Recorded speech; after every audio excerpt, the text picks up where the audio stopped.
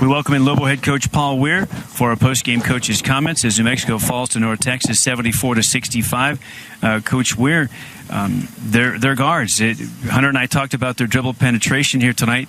Was that one of the key things in this contest that led to the North Texas victory?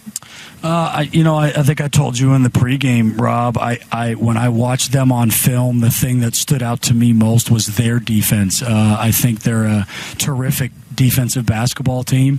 That's why they're 10-1. They've got a lot of really willing defenders and just do a lot of good things on that end. And I think they set the tone really early with that.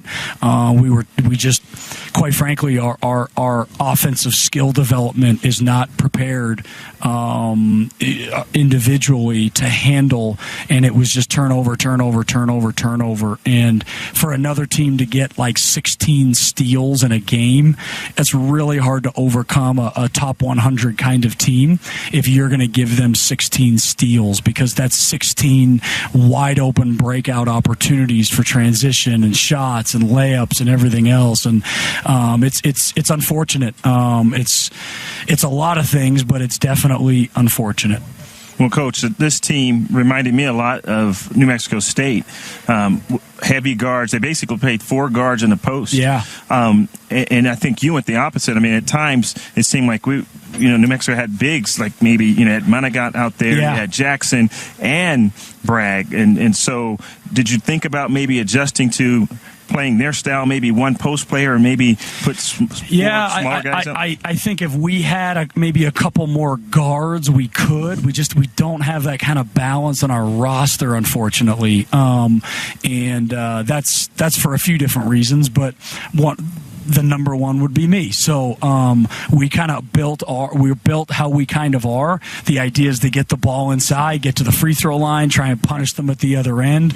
And I thought we did some of those things. It was really just the turnovers, I thought, that were really, really hurtful to us, particularly at the beginning of the game. I thought particularly at the beginning of the game, we just kind of set a tempo early, or a rhythm to the game, or really they set the rhythm to the game by just getting turnover after turnover. And it just kind of didn't allow us to get into a flow. Second half, I thought we got a little bit more going, but I think by then North Texas had already kind of gotten into a really good rhythm just overall as a ball club, and we could never get the game quite how and where we wanted it.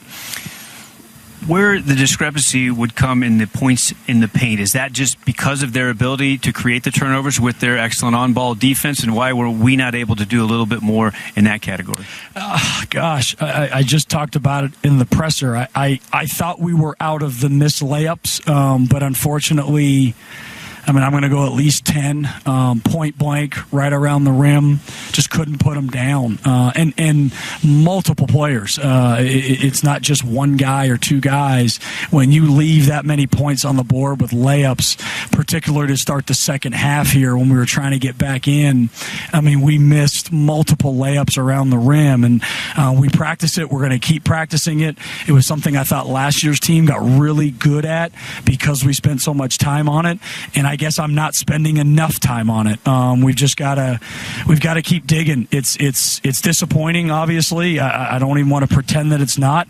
But we've got to find a way to improve on these areas that we're really struggling in right now, and one of those is layups. And sometimes it happened a couple of times in a single possession. Yeah, no, it's weird to have a team of this kind of size that struggles finishing around the rim so much. But that's just as much coaching as anything else. I'm not here to point fingers at anybody else other than myself. Well, Coach, it seems like now, everyone's got the scouting report.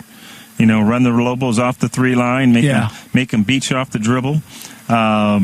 Pressure their passers so they can't get it into their bigs. For sure. And so, what will you do to yeah, no, we talked about some stuff today. Again, it's just you only have so many options right now on the perimeter. So, we have to find a way to creatively work through some things, adjust some things. We made a couple of adjustments tonight as kind of the game went on, and I thought it was a little bit better in the second half. But still, the passing and the turnovers were problematic enough that you're right. We might have to do even more here going forward. But again, part of your roster dictates that. As much as you'd like to maybe do some things that sound good in theory, you've got to kind of look at the personnel to figure out what can you actually accomplish.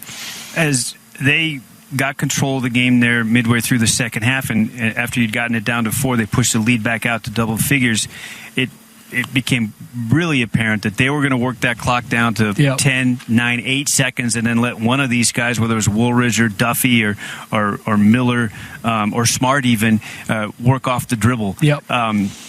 Is there any way to get them out of that? To maybe, you could keep pressing and keep trapping. They play such a deliberate style. They play that way every game, and they're very good at it, and they get into a good rhythm. And I think there were some stretches we did some good things. They made some tough shots around the rim, and those were against our biggest players, and they went in there and made some, off-balance, incredible layups that unfortunately we couldn't make at the other end. And when you have a team make 4 or 5 really incredible kind of one-on-one layups, and you miss 4 or 5 kind of point-blank layups against a team of this caliber, that's really hard to overcome. It just is, and you want to dissect it in a million different areas, but unfortunately we've had these games before where you just look back and go, man, we just can't finish around the rim. Well, another very difficult task coming up here with Penn in the next one, and at least now a little bit more time to prepare, forgetting the difficulties that Penn might present, and there are many. They've got some great wins, obviously, with Miami and a recent one against Villanova, the defending national champs. What will you focus on with regard to the Lobos here over the next couple of days? Well, we'll find out in the morning. Unfortunately, it's back to the drawing board and potentially really back to the drawing board. So right now, I can't say much about Penn. All I can say is we're just going to have to try and fix this.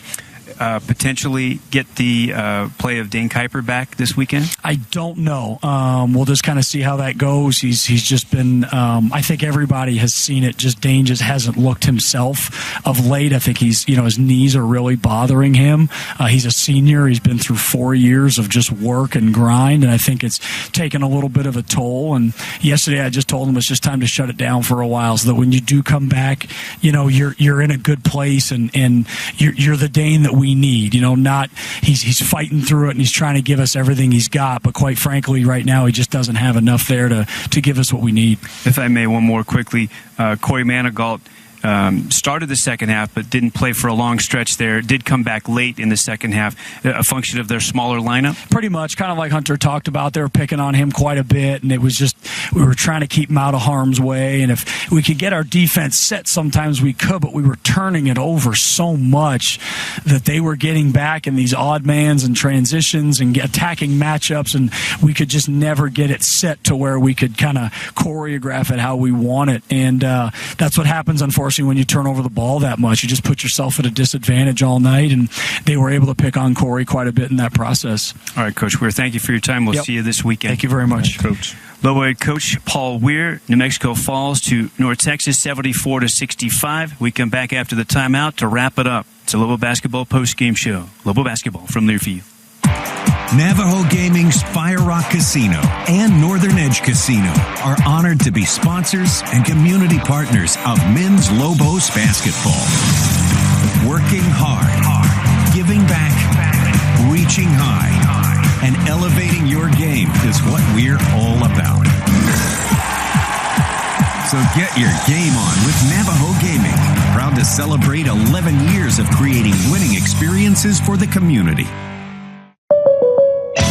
What's up, sports fans? Today on the show, we've got State Farm agent Cole Perez. Cole. Hey, guys, I'm just here to let the listeners know that State Farm is here to help life go right. Okay, well, what if it's raining threes so hard that your gutters get damaged? I think. What if you're on your home court and somebody swats a brick into your new sedan? Boom!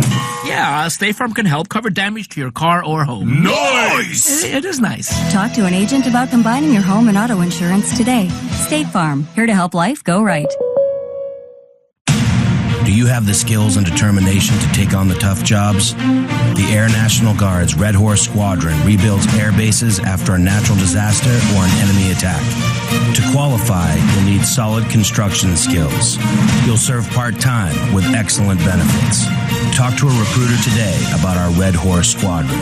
Call the Air National Guard at 1-800-TOGO-ANG or visit goang.com.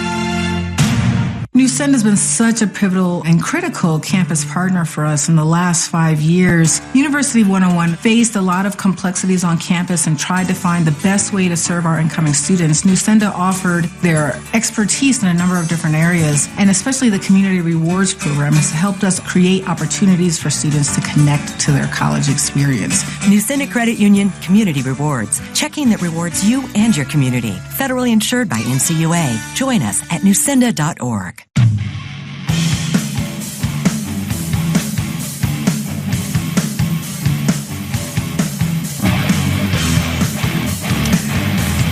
Back for a final time on the Lobo basketball post-game show. North Texas 74, UNM 65 final. North Texas gets 4 in double figures, 14 apiece for Smart and Duffy, 11 apiece for Woolridge and Miller, 9 for Simmons, Jemiah Simmons, 6 for Zach Simmons, who had 8 rebounds, 4 offensive. He was big on the offensive glass.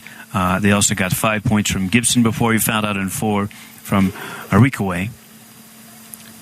Lobos led by 20 points from Anthony Mathis, did it with just 1 3 in 5 attempts, 11 for 11 from the foul line, 4 of 8 from the field, 3 rebounds for Tone, 5 assists, team high, had a steal and a block. Anthony Mathis, 10 points. 3 Lobos in double figures, 11 for Keith McGee, 3 of 3 from deep in the first half, finished 3 of 5, 4 of 7 from the field overall, 2 assists, 2 turnovers for McGee, 11 points.